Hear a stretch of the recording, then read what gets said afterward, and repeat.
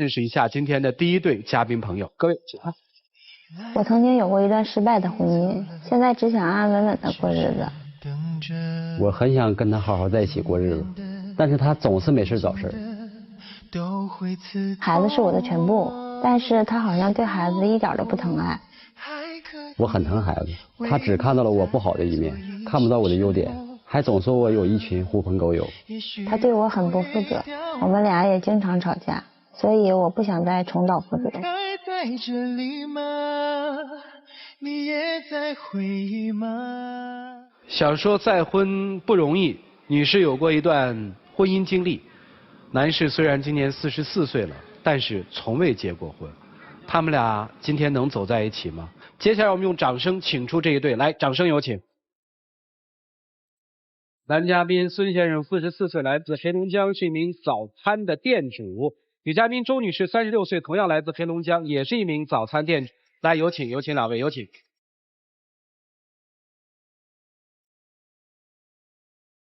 愿意公开箱子里的秘密吗？愿意。愿意。没结过婚对吧？没有。离异过一回是吧？有孩子吗？有7岁，男孩。您抚养还是前夫在抚养？跟着前夫。哦。他有时候也跟着我。这个上面写的两位的这个背景介绍里面叫早餐店主，是一家店的店主还是各自有各自的店？我们之前是各做各的，后来我们就合营，这样。哦，因为恋爱，所以把店也合营了。是的。现在你是谁想离开？是我。为什么要离开呢？是这样的，因为之前有一次失败的婚姻，当我在选择第二次的时候，我会非常慎重，因为我家宝宝有时候也跟着我嘛，然后我感觉他对我家宝宝这块不是很上心，学习也不管。你说我管，我怎么管？不能说我天天光围着一个孩子转，对不对？因为咱们早餐店，我早晨必须得起早，所以说我认为早睡是很正常的事儿。你每天确实是我承认都是11、12点钟睡，你第二天是几点起的？我这在家又洗衣服又做饭又带孩子，然后我还要工作，你就不能抽出来一点时间帮我照顾孩子，或者是帮我干点什么吗？那所以说我就考虑到你这些问题，晚上我得早睡，我得准备第二天早晨的工作，对吧？那你也想让我跟到熬到12点的话，那第二天咱们的工作还干不干了？那你就晚上睡觉的话6、7点钟就睡，早就早的那种程度。不是说6、7点钟，我哪天是不是都在7点半以后啊？对不对？那你说像这种情况下，我认为我早睡也没有什么不对的地方。好，我这么听下来，你们在生活习惯上不是那么协调，是吧？是的。平常聊天沟通有问题吗？有，他平时吧，他就是那个上网聊 QQ， 然后那个斗地主，就这个时间都有。就晚上跟我聊天的时间就没有。我打断你一下，我上网聊天，我聊的内容都是什么？我跟别人聊没聊与工作无关的事情，是不是？聊什么不重要，重要的是你都有跟别人聊天的时间，就没有跟我聊天的时间，这个是重点。把我放哪儿了？那你的意思是说我24小时都得陪着你啊？之前的时候我还感觉到我俩挺有共同语言的，越往后的话就是越聊天越没有什么可说的，话不投机半句多。一聊天的时候，然后我俩就容易吵架，可能我这有的时候比较冲动，然后就完我俩就会有的时候就会动手。不是，我打断一下，每次动手都是谁先打谁？你先说出来这一点。谁打谁并不重要，这重要呢？谁打谁还挺重要的。这个是先。问题是这样的，因为你上了法庭得有原告和被告，谁打谁？那你说我又说不过他，然后他有的时候就是说话他就生气了，然后我就会动手。这女人打男人10下都不如男人打女人1下。每次他打完我之后，就是跟别人说都是我把他打了啊。你还手了吗？先告诉我。我没有还手。那你说他在打我的时候，我会不会发生一种遮挡？那他打我的时候，我肯定得当吧？啊。他当的时候把他手打青，他跟别人说，你看我手给我打的都打青了。你要是对我没有什么恨意的话，为什么能打坏呢？谁把谁打坏了？你把我打坏了。你，我把你哪儿打坏了？你说一下。有一次就是那个，因为我戴一手镯嘛，然后可能我俩就是那个动手，然后像这块这个伤，就是那个时候我俩动手打仗的时候。这个我打断一下啊，他拿凳子打我，啊。我抓住凳子了，他往回抢凳子，他自己胳膊划在凳子上，他说那是我给他打的。啊，是这样吗？是他打我，你不打我怎么能说呢？因为守了这么多观众，说点实话最好。这个事情就是谁心中都有数，是吧？啊。我再说一下，这个疤你能不能看见？啊。这都是你拿遥控器往我脸上，我一动不动，他就连续的击打，把这样给我打出一个口子，血都顺着往下淌。我说你要再打我，我别说我真还手了，我越这么说越打，越这么说越打。那你还手了吗？最后也还了一下。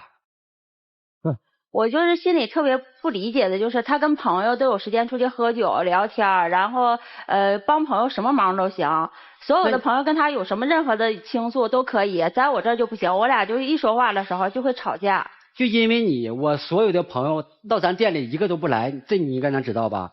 就只要是我朋友来我们店里，他没有一个说欢迎对方的，没有。啊。那你所谓的不喜欢是什么意思？那为什么我没有感觉到我跟他们有任何冲突啊？他们来找我的时候，你为什么走了之后，你每次说我的时候，就这样的人，你跟他在一起干什么？你每次是不是都这么说话？你说你这些朋友一个好吗？他除了跟他朋友喝酒之外，还有别的？有啊，他有时候借了朋友钱，然后这个他都不跟我说。是我俩现在属于这种情况，然后他的经济可能也不那本身但最起码你都不喜欢这个人，啊、我要如果再说跟你提到借给他钱，那咱们之间不更会发生争吵吗？那你既然知道我不喜欢这个人，为什么你还要把钱借给他？就是也就在你心目当中证明朋友比我重要呗？不是，我是为了避免咱们之间生气。实际上这些朋友，人家每个借钱，人也不是说不还，对吧？那你说这么多年的朋友了。那人家张一句嘴，我没多有少，是不是？我也得让人把嘴闭上。问你借钱的朋友多吗？也不少。还吗？还。有不还的。多吗？我各占一半了。那你这朋友圈是要考虑一下了。接下来我会问两位一些涉及你们更深隐私的一些问题，你们愿意回答就回答，不愿意回答就算了，好吗？第一次婚姻为什么失败？也是因为我们感情不和，就是说话聊天的时候，有的时候会谈不来，其实没有什么太深的过节。是不是跟这个还有点像？是的。你是害怕你跟他再在一起会重蹈覆辙吗？是的，刚一开始恋爱的时候，就我俩认识那个时候，是因为我心里有这样那样的问题的时候，我跟他说会找一个倾诉对象，然后他会跟我解答。就那个时候，我感觉我俩挺有共同语言的，但是后来的时候就没有了。他不愿意再听你倾诉了。是。44岁没结过婚？没有。一直没娶的原因是？也跟从前接触的这个圈子有直接关系。就朋友圈不是特别好。对，因为我曾经经营的是夜场属于。所以就把时间拖到现在了，是吧？对。那你想娶她吗？想。好，接下来我想让女生啊，你说3个男生你最不能容忍的行为或者习惯。第一个呢，就是他不能陪我听我说。第二个呢，就是他做事情的时候呢，对我有隐瞒。第三个呢，就是对孩子这块，我觉得他应该上心。比如说我们有一次上公园，然后一起去的，然后可能是我俩说不两句不投机的话，他撂下我们2个人他就走了，就是我和孩子撂在那儿了，然后他自己一个人就走了，就根本就没考虑到我和孩子的感受。好，沟通不足，不够坦诚，对孩子不好。是。在这3个行为里头，你最不能接受的是哪一个？就是对孩子那一块，我就觉得对我和孩子他属于一种不尊重，你知道吧？就是咱俩说的可能是再不投机吧，可能是那句话是再不开心吧，可能你撂一撂也就得了。最起码有孩子那块，你顾及孩子那块，是不是也应该把这个事儿就走下去，然后最后回来我俩再单说，他就会撂了。好，明白了。男生，你不是还想跟他在一起吗？你能给我3条理由是这个女生你觉得她身上特别有优点的地方，吸引你的地方？第一条就是我当初选择她的原因，就是因为她跟我所接触的女性不一样。因为我曾经的工作环境嘛，就接触的这些女性都是比较张扬的这种，而她属于那种不张扬，很内敛。对，这是第一。第二呢？她有很多的事情不像有些人似的，就是说藏着掖着的。其实有些时候他跟我说的某些话，在我认为他都不应该跟我说，但是他都跟我说。他对你坦诚相见。对。第三，他不太追求就是我今天我得穿的怎么样啊，怎么样啊，就是没那么虚荣啊。对。你会发现男生说的这3条和女生说的这3条，如果我们把它对在一起看的话，还是有点意思的。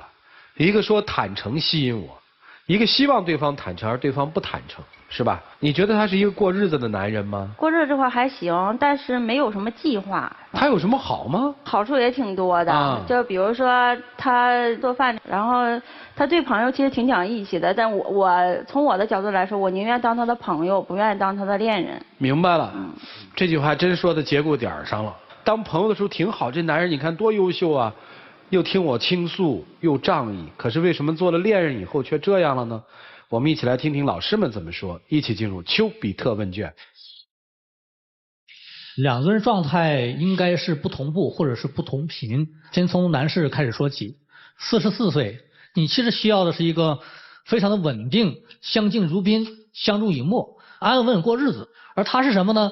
我是一个受伤的人，或者说我现在还是一个处在热烈阶段，我希望你关心我，希望能够去帮我疗伤，希望去更多的一种感情的投入，而你呢却又做不到，你倒觉得说我们老夫老妻怎么样了。那么另外你们在谈话的时候，你们的问题啊经常是答非所问，尤其是女士啊，这里稍微说一下，其实很多女人经常有这个特征，这个一吵架吧，第一件事没说完，那吵第二件事情，第二事情没吵完，吵第三件事情。说我呢？啊，说你呢是吧？其实所有女人可能都这特点，就答非所问，最后呢就是避实就虚。所以我经常夸张讲，我说这女人一吵架可以吵到上下5000年，让男人就很无奈。如果争执问题有矛盾，这个一般来讲的话，建议咱一次就说一件事儿，把事说透了，来龙去脉搞清楚。我个人认为两个人状态不同步，你要的那个状态还是谈恋爱的状态，不用问我的猜测，包括我的这个工作的经历，就告诉我，你在这一段感情遇到的问题，在你前夫那里面一定会类似的出现。如果你觉得他有问题，你选择离开的话，我敢担保，第三个也是出现这样的问题。为什么？因为是你的问题。因为女人在这个阶段，你应该有一定的成熟和阅历，不要像小女孩一样要的那么多。你现在不关心我了，你的眼神看我不对了，都是斤斤计较的小事情，要多一点的包容。要不然的话，一个不会游泳的人总换游泳池是解决不了问题的。所以说要面对自己，他固然有他的问题，但如果你经历了那么多的事儿，自己还不成长，那一定是你的问题。另外一个呢，这个女士呢，她毕竟是受过伤的人，所以在这个时候呢，她希望一个额外的这样一个补偿，所以你必须要重新补这一课。其实生活中没什么大事儿，柴米油盐，可能你一到具体的时候，可能就发生了问题了。你挺爱他的，对吧？刚才老师也分析了你的那个状况。要是想你们俩还能在一起的话，必须得有一个人改变，但是这改变又特别难。当你改变不了一个人的时候，只能改变自己，否则特别痛苦。而且你36岁了，我就想给你一个，所谓的也谈不上是忠告吧。我个人觉得啊，你如果再想经营一段婚姻哈，你有这个精力，我觉得你就抓紧。看男人的本质，品质好。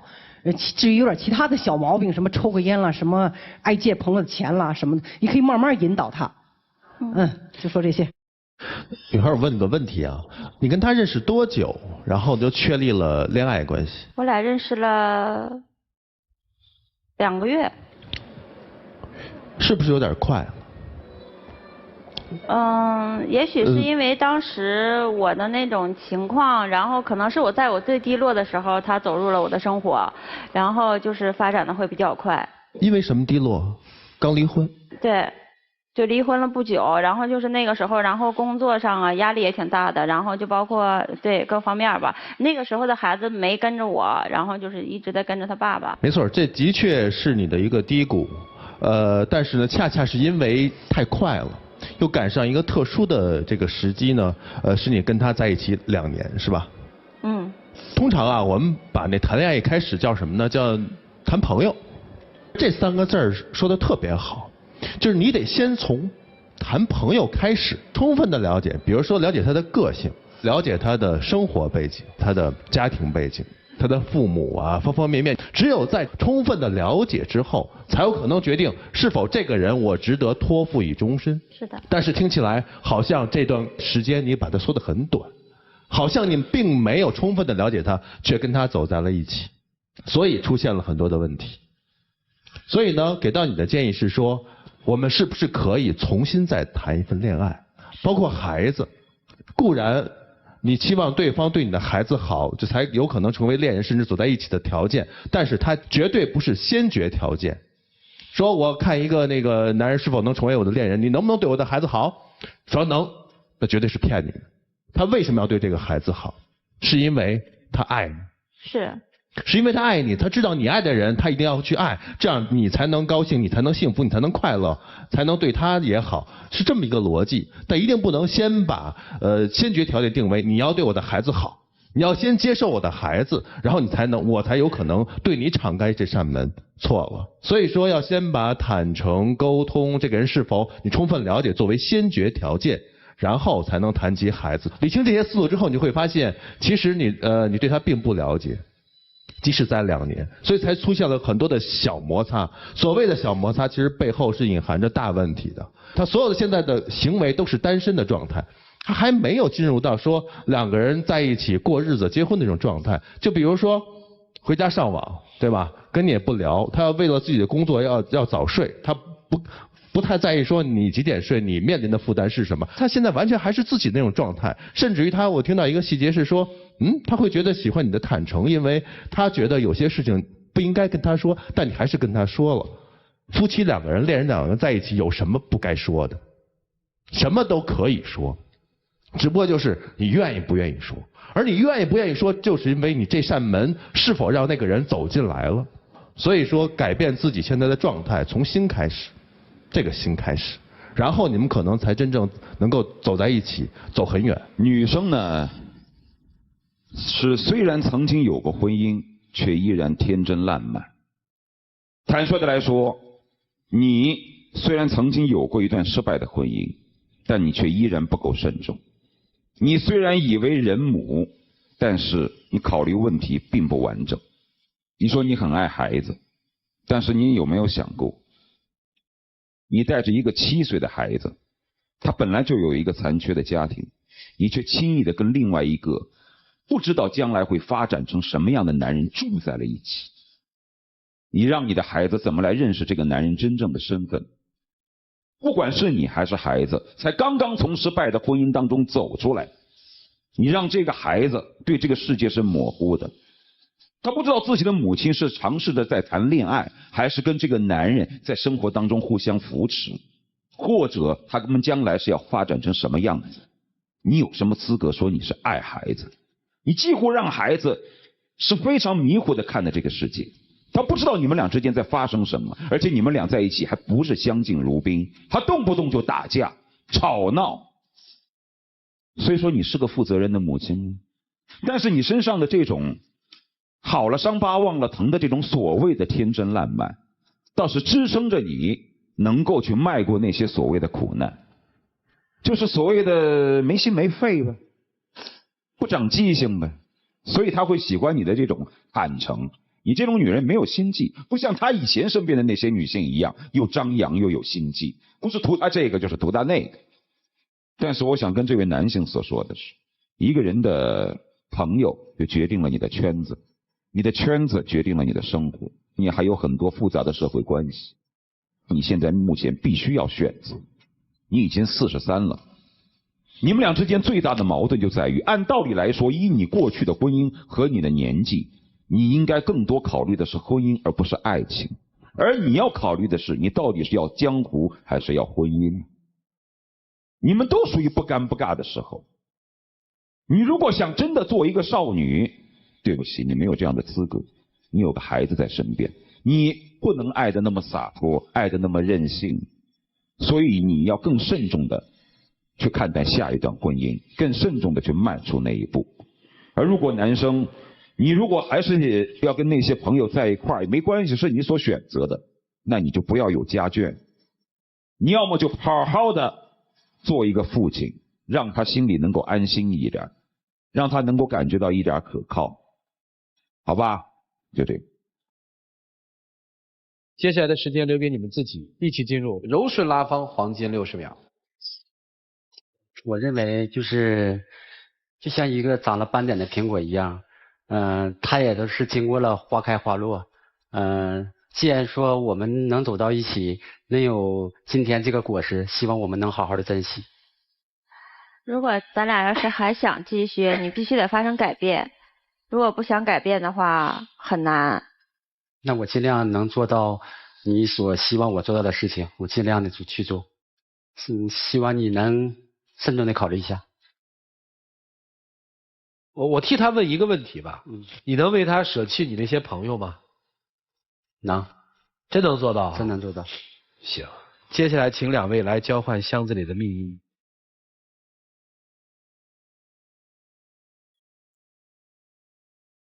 谢谢两位，请回。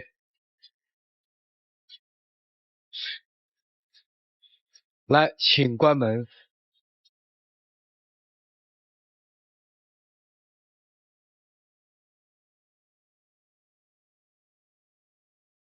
来，他们自己究竟是怎么选择的呢？来数5个数，5、4、3、2、1，请开门。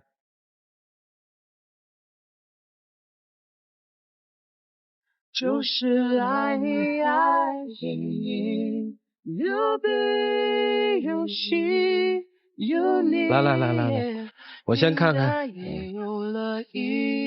这招吧，确实比较是杀手锏。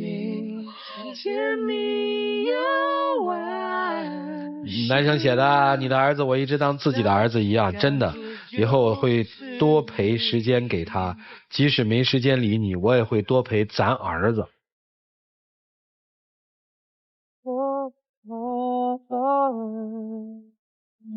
在这里要感谢暴龙眼镜为牵手嘉宾提供的牵手大奖。成功复合的这个情侣将获得由休闲旅游领导者途牛旅游网提供的价值500到3000元不等的旅游代金券。你们喊开始，你们喊停。来，你喊开始。停。这3000块钱怎么用啊？带谁去啊？带我儿子。这不带我呀？所以我就说啊，如果不学会放弃，这段我们真不看好。不过没关系啊，你们慢慢来调整吧。还是要恭喜你们啊！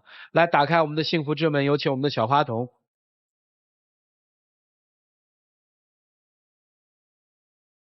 嘿，礼物我帮你们拿着，谢谢你们2位，请回。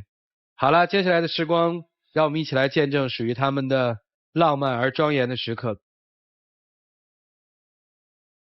小丽，请原谅我以前对你的照顾不是很全面，以后我会尽我的最大的能力，完了多陪一陪你和孩子，希望我们能永远的在一起，嫁给我。